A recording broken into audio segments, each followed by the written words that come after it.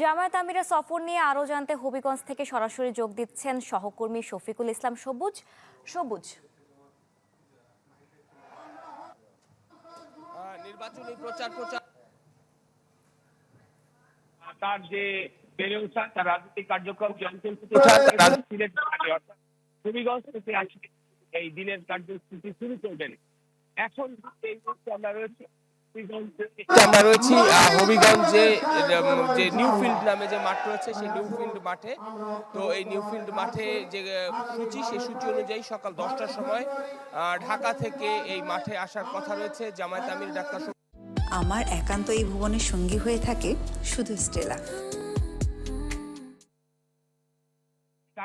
খানিক বাকি, তো ঘন্টাখানেক আগ থেকে আমরা দেখছি যে মাঠের একটি বিরাট অংশ জামায়াত এবং শিবিরের নেতা কর্মীদের উপস্থিতিতে ভরে গেছে এবং তারা আসছে যে জাতীয় সংসদ নির্বাচন, ত্রয়োদশ জাতীয় সংসদ নির্বাচন, সেই নির্বাচনের জন্য জামাতের যে প্রতীক দাঁড়িপাল্লার প্রতীকে ভোট চাইছেন। পাশাপাশি মঞ্চ থেকেও কিন্তু এরই মধ্যে আজকের যে জনসভা সেই জনসভার আনুষ্ঠানিক উদ্বোধন তা শুরু হয়ে গেছে।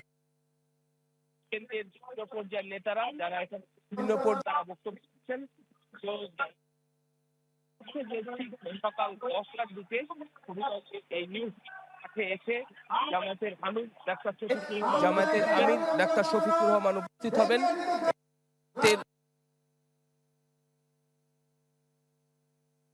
তিনি বক্তব্য রাখবেন এবং সেই বক্তব্যের পরবর্তীতে আসলে এখান থেকে তিনি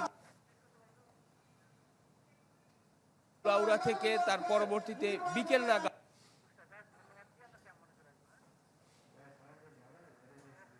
মধ্য দিয়েই ঢাকার বাইরে জামাত আমিরের যে নির্বাচনের যে জনসভা সেই কার্যক্রম শেষ হবে। তবে সব মিলে স্থানীয় জনগণ তারা ভীষণ আগ্রহে উৎসুক অবস্থায় রয়েছেন। তারা বলছেন যে জামায়াতের সেজন্য আসলে সকাল সকাল তাদের উপস্থিত। সবুজ, আপনাকে ধন্যবাদ।